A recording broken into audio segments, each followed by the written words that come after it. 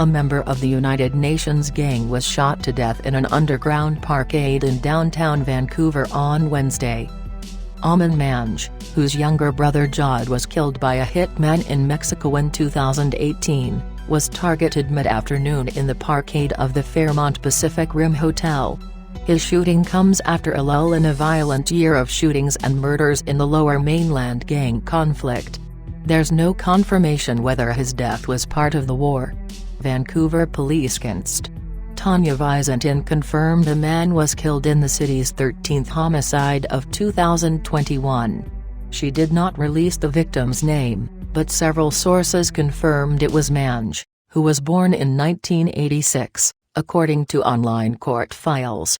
This brazen shooting happened in broad daylight at a popular tourist hotel in the city, Visentin said.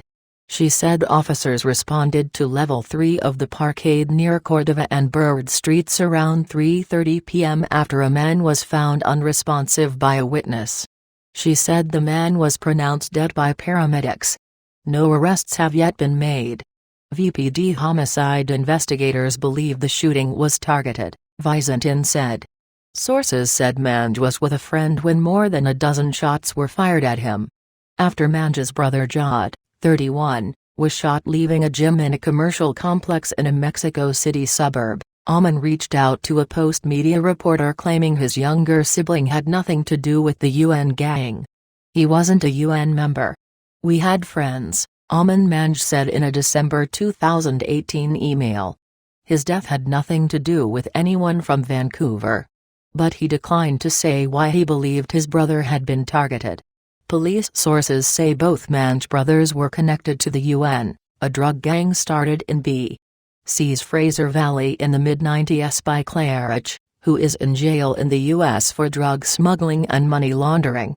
Jod Manj had links with Mexican cartels to broker bulk cocaine shipments to Canada that would then be sold by the gang, the sources said.